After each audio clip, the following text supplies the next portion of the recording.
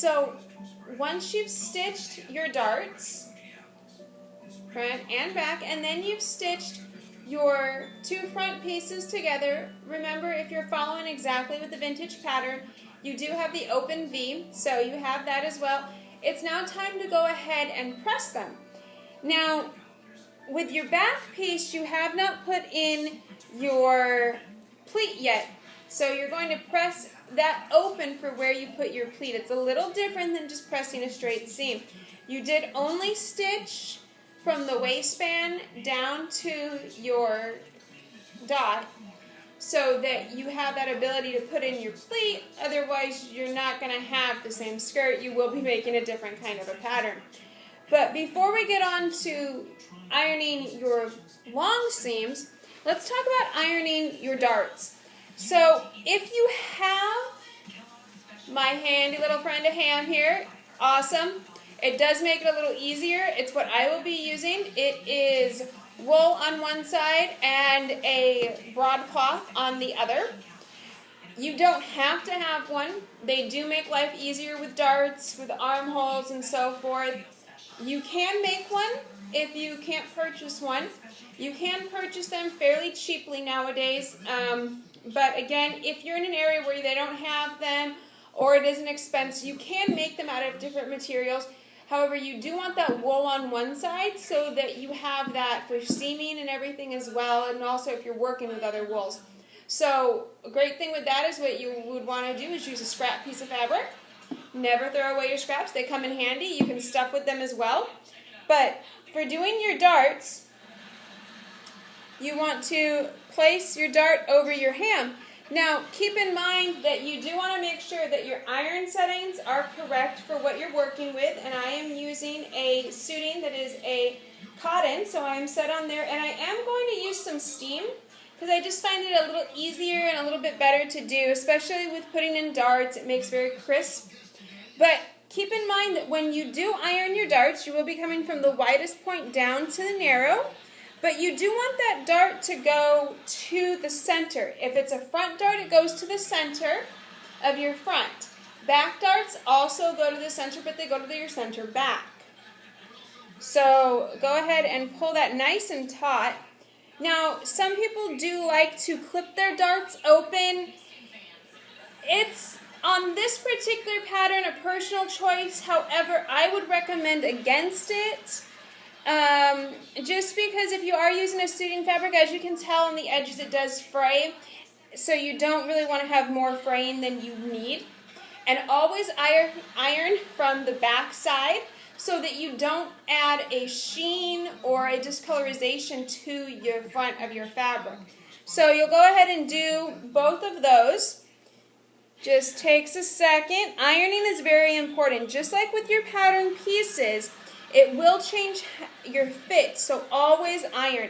A lot of people want to miss this step and think it's fine. You can just sew. And what that's going to give you is a homemade look, not a handmade. So if you really want to have that look of something that was handmade and not homemade, and there is a difference. The difference is in the reaction you'll get. With a handmade item, you'll get, wow, you made that? Whoa. With homemade, you'll get, oh, you made that? I can totally tell. And that's not what you want. You do want that reaction of people thinking, wow, this is something that I went to a very expensive shop and bought, but you save that money by putting in your time. So you will go ahead, and now it's time to do your lengthwise seam. Again, you could use your ham here, but you don't really need to on this. Go ahead, and you want to press it open.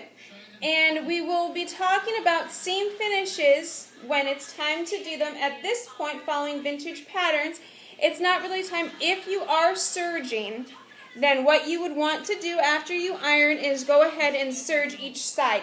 Do not serge these together because you will add bulk down the center of your skirt.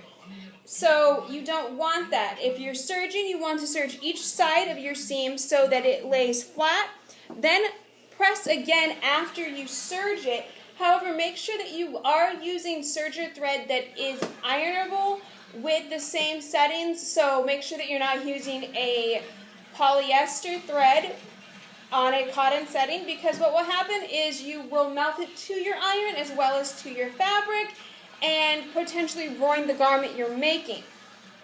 So we've ironed our seam, it's nice and flat, and our front is nice and flat. We've ironed our opening here for our V, and we will revisit that when it's time to put on the waistband.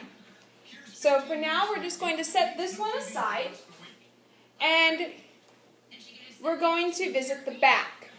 Now, keep in mind the back also has darts, so just like with the front, you'll want to do that first. If you have not tied the ends of your dart, this is a great time. Go ahead and do that. I've already done so.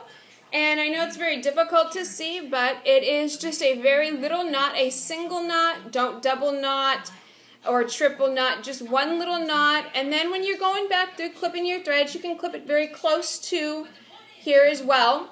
I just wait and clip all at once. It just is a thing for me instead of going through it every time. Now, you want to, again, from the top, and your darts are going to be facing center back, so towards that main seam down the back. You don't want your darts to face the wrong direction. It will change the way they lay and the way that the overall garment lays, because there is a right way and a wrong way to iron your darts and to stitch your darts in. It is designed